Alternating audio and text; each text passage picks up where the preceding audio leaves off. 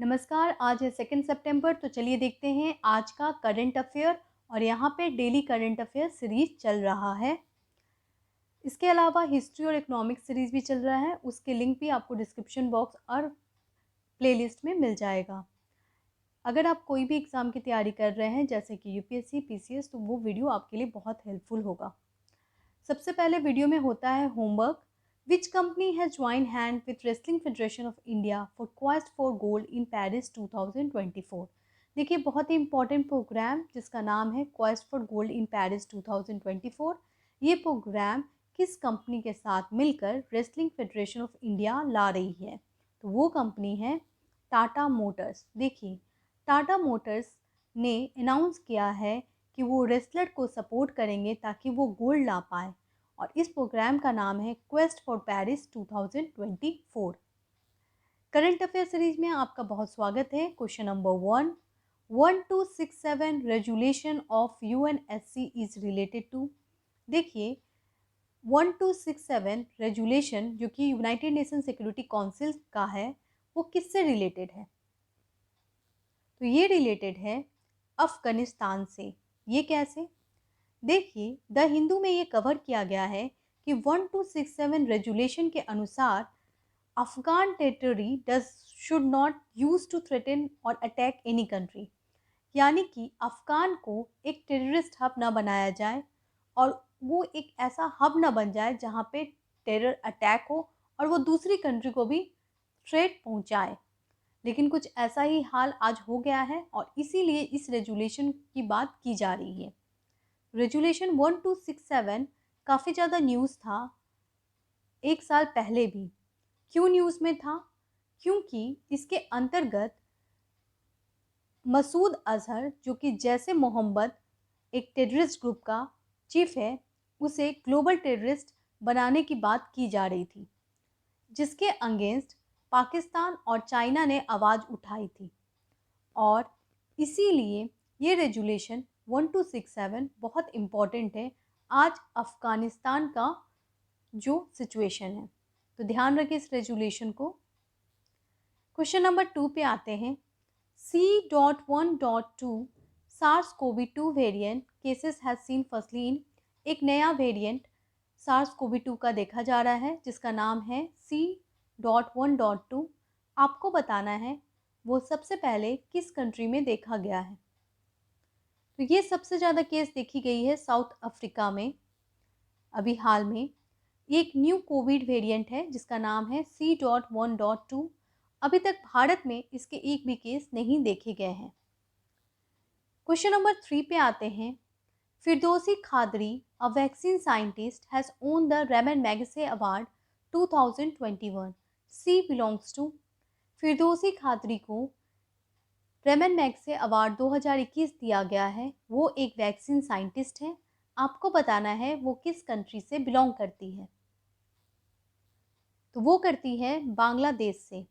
देखिए, फिरदौसी खादरी एक Bangladeshi vaccine scientist है जिनको दिया गया है Ramon Magsaysay award. Ramon Magsaysay award को एशिया का नोबेल प्राइज़ भी कहा जाता है। 63rd रेमन मैगसे अवार्ड 2021 घोषित हुआ है, जिसके अंतर्गत 5 लोगों को ये अवार्ड दिया गया है। पहली जो है वो है फिरदौसी खादरी। उसके अलावा 4 अलग हैं। एक है मोहम्मद अबजद जो कि पाकिस्तान के हैं और उनको माइक्रो फिनांस में अच्छे काम करने के लिए दिया गया है। उसके अलावा रोबर्टो बैलियन फिलिपीन के फिशरमैन हैं, उनको दिया गया है। स्टीफन मंसी जो कि दिया गया है रिफ्यूजियों के हेल्प के लिए। जो रिफ्यूजी होते हैं, एक कंट्री से दूसरी कंट्री में चले जाते हैं, उनका कोई आइडेंटिटी ही नहीं होता, उनके हेल्प के लिए दिया गया है। वॉचडॉग इंडोनेशिया के हैं जिनको पेंटिंग के लिए दिया गया है। रेमन मैगसे अवार्ड बहुत ही इंपॉर्टेंट अवार्ड है। थोड़ा उसके बारे में जानते हैं। रेमन मैगसे अवार्ड स्टार्ट हुआ था 1957 में। ये अवार्ड दिया जाता है फिलिपीन के द्वारा। किसकी याद में? तो वहाँ के प्रेसिडेंट रेमन मैगसे के याद में। रेमन मैगसे से अवार्ड जो है वो 31 अगस्त को हर साल अनाउंस किया जाता है और इस बार 5 लोगों को दिया गया है। फिरदौसी जो हैं उनका नाम बहुत इम्पॉर्टेंट है, तो ध्यान रखें फिरदौसी कादरी को वैक्सीन साइंटिस्ट के लिए, क्योंकि उन्होंने बहुत अच्छा काम किया है वैक्सीन में, इसलिए उनको ये अवार्ड दिया गया है, Ramon Magsaysay award. Question number 4, which state government has launch free bus facility for fisherwomen वीमेन। फ्री बस सर्विस दी जा रही है फिशर वीमेन को, ये अनाउंस किया गया है केरला सरकार के द्वारा। देखिए, केरला के CM Pinai flags off the new facility. Pinai ने एक नई बस सेवा स्टार्ट की है वहाँ की महिला फिशर वीमेन के लिए। क्वेश्चन नंबर 5 पे आते हैं, which payment company has received insurance banking licence from IRDAI, insurance regulatory development authority of India के द्वारा किस पेमेंट कंपनी को इंश्योरेंस बैंकिंग लाइसेंस दी गई है? तो वो कंपनी है, जी हाँ, फ़ोनपे। देखिए, फ़ोनपे को ये अपॉर्चुनिटी मिलती है कि वो इंश्योरेंस प्रोडक्ट को डिस्ट्रीब्यूट कर सकते हैं, बांट सकते हैं। ये इंश्योरेंस प्रोडक्ट सारे इंश्योरेंस कंपनी के होंगे, यानी फ़ोनपे से आप different insurance product different company का खरीद सकते हैं। Question number 6, which state become the first state to provide 100% vaccination of कोविड-19 फर्स्ट डोज। कौन सा राज्य पहला राज्य है जहाँ पे 100% कोविड-19 का फर्स्ट डोज वैक्सीनेशन हो गया है? तो वो राज्य बना है हिमाचल प्रदेश। हिमाचल प्रदेश में 100% वैक्सीनेशन हो गया है फर्स्ट डोज का।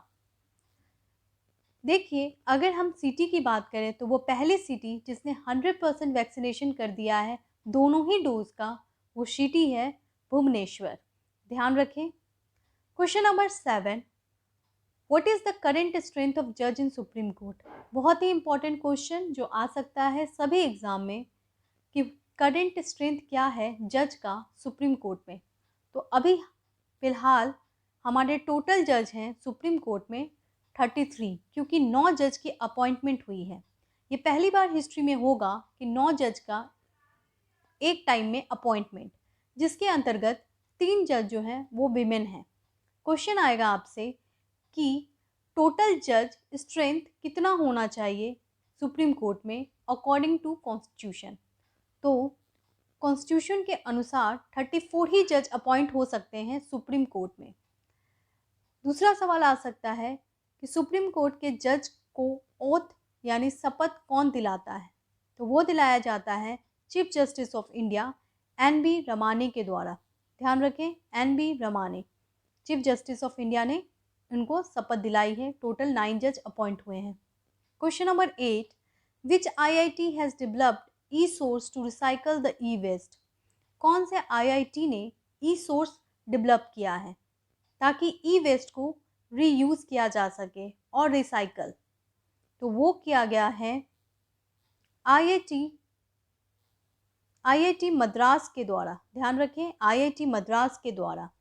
15 अगस्त का स्पीच अगर आपको याद होगा तो प्राइम मिनिस्टर ने कहा था कि सर्कुलर इकॉनमी की तरफ हमें मूव करना है, यानी हमें रीयूज़ और रिसाइकल वेस्ट को करना है ताकि हमारी इकॉनमी सस्टेनेबल हो और ग्रो कर पाए। इसीलिए अभी हाल में IIT मद्रास ने एक पोर्टल ही डेवलप किया है जिसका नाम है ई-सोर्स। हम सभी के घर में, आपके भी घर में 2-3 मोबाइल तो ऐसे होंगे जिसका कोई यूज़ नहीं है और वो रखा होगा। ऐसे लैपटॉप्स या कंप्यूटर भी होंगे। कहने का मतलब है ई वेस्ट जो है यानी इलेक्ट्रॉनिक वेस्ट बहुत ज़्यादा मात्रा में हो चुका है और उनका रिसाइकल होना भी बहुत ज़रूरी है। इसीलिए IIT मद्रास ने एक पोर्टल ही लॉन्च किया है जिसके अंतर्गत बायर और सप्लायर को कनेक्ट किया जा सके, यानी कि जो पुराने मोबाइल है उसको रिसाइकल करके नए मोबाइल में कन्वर्ट किया जा सके। इसके लिए स्टेप लिया गया है। IIT मद्रास ने ये पोर्टल डेवलप किया है जिसका नाम है ई-सोर्स। क्वेश्चन ऑफ द डे देखते हैं, Sumit Antil has own dash in Tokyo para Olympic. अभी हाल में पैरा ओलंपिक का रिजल्ट आ गया है। सुमित अंतिल ने क्या जीता, जल्दी से बताएं, और वो किस फील्ड से बिलोंग करते हैं ये भी बताएं। और वीडियो को देखने के लिए धन्यवाद, और अगर अच्छा लगे तो प्लीज़ लाइक कर दें, शेयर कर दें और चैनल को भी सब्सक्राइब कर लें। Thank you so much.